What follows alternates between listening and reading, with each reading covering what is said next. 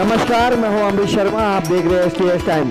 भिवंडी शहर में भिवंडी स्थित आगरा रोड पर Bhiwandi image you diagnostic centre का शुभारंभ डॉक्टर मोहम्मद अब्बास इलियासी के हाथों हुआ, जहां पर सम्मानीय मेहमान आकर इस उद्घाटन में समारोह में शामिल रहे। आइए देखते हैं STS टाइम की एक रिपोर्ट। भिवंडी शहर में ये विशाल अस्पताल भिवंडी वासियों के लिए क्या लेके आया है। भिवंडी से अमरीश शर्मा, STS टाइम्स।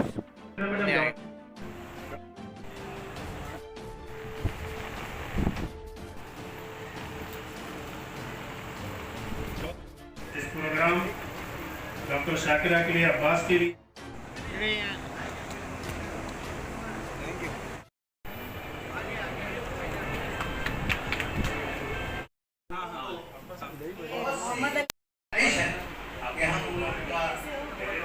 की जो स्पेशलिटी है, लोगों को, भिवंडी शहर के लोगों को, नागरिकों को उसका फ़ायदा मिलेगा किस तरह का? जी, मैंने कैसे रेडियोलॉजी में मैंने MD किया है। उसके बाद में जो स्पेशल एडवांस सोनोग्राफी होता है और फीटल मेडिसिन होता है, इस चीज़ में मैंने फेलोशिप किया है। तो ये जो फेलोशिप है, जो अपने इंडिया के टॉप 5 रेडियोलॉजिस्ट में आते हैं, डॉक्टर नितिन चौबल, उनके अंडर में मैंने साल 1.5 साल काम करा है, सीखा है काफ़ी चीज़ें। वही जो एडवांसमेंट है, वही चीज़ मैं भिवंडी लाना चाहता हूँ। बेसिकली कैसे होता है कि हर चीज़ होती है, कॉम्प्लिकेशन होता है, लोगों को पता नहीं होता कि जो प्रेग्नेंट फीमेल्स है स्पेशली, उनका बच्चों का वेट गेन नहीं होता, उनको पता नहीं होता कि क्या करना चाहिए। वो बच्चे पैदा होते हैं, फिर उनको NICU की ज़रूरत पड़ती है, फिर वो ले लेके भागते हैं वाडिया है या बाकी यहाँ वहाँ हॉस्पिटल में, वो सब खर्चा प्लस परेशानी प्लस बच्चे की जान, ये सब चीज़ें होती है। तो मैं स्पेशल फीटल मेडिसिन में जो किया हूँ वो मैं अप्लाई करता हूँ वो चीज़ें। तो वो चीज़ों से मतलब लोगों का मैं फ़ायदा करना चाहता हूँ। अगर टाइम टू टाइम जिस वक्त में सोनोग्राफी लोग कराते हैं, उस वक्त में बच्चे का कैसे वज़न है, पहले जो हुआ था उसके कंपेयर में अभी वज़न घटा है, बढ़ा है, ये सब चीज़ों का मैं जो परसेंटाइल देता हूँ, उससे अपन मालूम पड़ता है कि बच्चे का वज़न कम है तो इसमें आगे क्या करना चाहिए। अगर उनका ब्लड प्रेशर, ब्लड सप्लाई में कोई कमी है तो उसके आगे क्या करना चाहिए, ये सब चीज़ें पहले मालूम पड़ जाए किसी को, तो आदमी आगे NICU जो एडमिशन होते हैं, जो भागते हैं यहाँ वहाँ, ये सबसे बच सकते हैं। दूसरी चीज़ जो एक एडवांस स्टडी है कि लिवर इलास्टोग्राफी, ये शायद ही कोई करता होगा भिवंडी में, मेरे नज़र में तो नहीं है। इससे इसका फ़ायदा क्या लोगों तक जो मैं पहुँचाना चाहता हूँ, यहाँ पे जो हेपेटाइटिस पॉजिटिव पेशेंट है या फिर जो बहुत क्रॉनिक एल्कोहलिक है, ये 2 टाइप के पेशेंट है, ये इन दोनों में किया जाता है। तो नॉर्मली कैसे हेपेटाइटिस पॉजिटिव होता है, किसी को बचपन में कभी हुआ हो, मालूम होता है, बट वो उसका कुछ नहीं करते। या फिर जो हेपेटाइटिस होगा उसका अगर लोग रूटीन सोनोग्राफी कराते हैं तो उसमें सिर्फ फैटी लीवर आता है, उसके अलावा कुछ नहीं आता।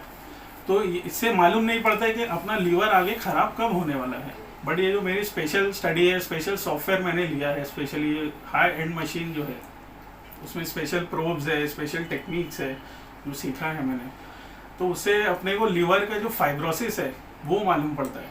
और वो जो फाइब्रोसिस से अनुमान लगाया जा सकता है कि आदमी को कितने सालों में लीवर ख़राब हो सकता है। अगर उसकी वैल्यू हाई आती है तो आदमी को पहले ही मालूम पड़ जाती है चीज़।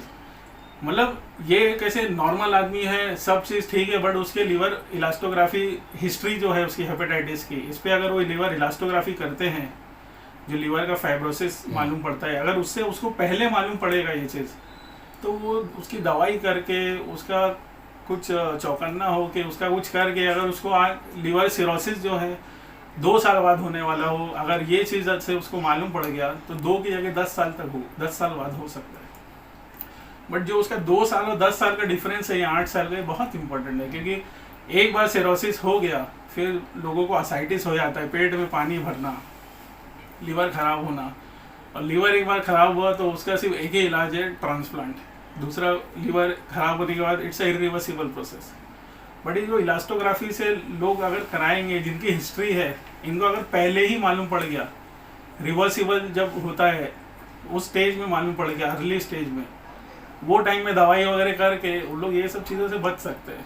नहीं तो आप लोग सुनते होंगे कि बहुत सारे हैं, लीवर ख़राब हो गया, पानी भरने लगा और उनका फिर कुछ हफ्तों में, महीनों में इंतकाल हो गया। बहुत सारे होते हैं, इनको मालूम ही नहीं होता पहले कि क्या और इसमें करना कुछ चाहिए। स्कीमें रहेंगी, सरकारी स्कीम वगैरह कुछ लाभ मिलेगा जनता को? सरकारी स्कीम का तो पता नहीं, बट हमसे जितना हो सकता है उतना हम लोगों का ज़रूर फायदा करेंगे, बाकी सब चीज़ों का भी ध्यान रखेंगे। तो ऐसा यहाँ पे नहीं है- फीस किस तरह की होगी? क्या एक गरीब आदमी यहाँ पे अपना इलाज करा सकता है? गरीब आदमी आएगा, डॉक्टर साहब जो डॉक्टर रेफरल डॉक्टर है वो बोलेंगे, अगर पेशेंट खुद भी बोलता है कि साहब थोड़ा सा ऐसा है ये है, तो हम सब चीज़ें कंसीडर करते हैं। ऐसा तो है नहीं कि एक चीज़ पे ही लेके बैठे हैं, जो जिसके बाद से इंशाल्लाह सबका करेंगे, सबका भला ही करने बैठे हैं, ऐसा नहीं है। बाकी दूसरी बात जो प्रेगनेंसी का स्पेशली, प्रेगनेंसी का बहुत इंपॉर्टेंट है, क्योंकि मैं अभी इतने टाइम से कर रहा हूँ भिवंडी के स्कैन, मतलब जितने भी जो बच्चे हैं मतलब उनका न्यूट्रिशन नहीं हो पा रहा है औरतों का सही से, वो न्यूट्रिशन नहीं हो पा रहा है, उसकी वजह से बच्चों का वजन में तकलीफ आ रही है। और कम वजन में बच्चा पैदा होना मतलब वो आगे चल के उसकी दिमागी हालत भी वो इतना शार्प नहीं रहेगा, क्योंकि नॉर्मल बच्चे आज के ज़माने के कैसे एकदम फास्ट होते हैं, अगर वो कम वजन में प्री मैच्योर पैदा होते हैं तो ये आगे चल के इतने शार्प नहीं रहेंगे, ये थोड़े से पीछे रहेंगे इनसे। ये सब बहुत ज़रूरी है न्यूट्रिशन स्पेशली। तो ये सब अगर पहले से सोनोग्राफी करते हैं, अब हम उसमें देते हैं हर चीज़ कि इसका इतना है, ये है, कम है, वेट का परसेंटाइल कम है, तो उससे जो डॉक्टर्स हैं, रेफरिंग डॉक्टर्स हैं, उनको मालूम पड़ेगा कि भाई इनका ये ऐसा है तो we should do something, we should give some nutrition supplement, ये बोले तो इससे फ़ायदा होगा। मतलब बच्चा हेल्दी पैदा होना चाहिए, वो इम्पोर्टेंट है। Thank you. कि जिस तरह से ये अस्पताल शुरू किया गया है, आपका काफ़ी नाम है, जैसे डिलीवरी के महिलाओं को एकदम संतुष्टि होती है आपके प्रति, तो यहाँ पर किस तरह की सर्विस मिलेगी? देखो मेरे पास तो सबसे पहले ऐसा है कि बहुत ज़्यादा कोशिश होती है, बहुत ज़्यादा कोशिश होती है कि नॉर्मल डिलीवरी हो, जिसमें माँ और बच्चे दोनों को कोई किसी किस्म की कोई तकलीफ़ नहीं हो। और दूसरा क्या बोलना चाहिए कि चार्जेस के मामले में आई एम वेरी लीनियंट, यानी ऐसा नहीं है कि इतने चार्जेस भरना है तो भरना है, पेशेंट के कंडीशन के ऊपर है, जैसे वो चाहे वैसे करें, यानी उसके लिए हम बहुत ख्याल रखते हैं। Thank you. क्या कहेंगे आज अस्पताल शुरू हुआ, आज ओपनिंग सेरेमनी के बारे में क्या कहेंगे? आज की ओपनिंग मेरा बेटा डॉक्टर अब्बास के लिए है। मेरे लिए तो बहुत बड़ी खुशी की बात है, जिस बात का मुझे इंतज़ार था वो अल्हम्दुलिल्लाह आज कंप्लीट हो गया। और 2 बच्चे और हैं, वो दोनों भी एमडी डॉक्टर हैं। बड़ी बेटी जो है एमडी पैथो विद साइटोपैथोलॉजी में स्पेशलिटी की है, और दूसरी बेटी पीडियाट्रिशियन है जो अभी और स्पेशलिटी कर रही है दूसरे हॉस्पिटल से। क्या कहना है? मुझे भिवंडी के लोगों से बहुत ज़्यादा प्यार मिला, बहुत ज़्यादा रिस्पेक्ट मिला। जहाँ भी मैं जाती हूँ लोग मुझे बहुत प्यार से मुखातिब होते हैं, बहुत प्यार करते हैं मुझसे। Thank you. भिवंडी के जो माहिर डॉक्टर है वो भी यहाँ, उन्होंने भी उपस्थित बताई, क्या कहेंगे?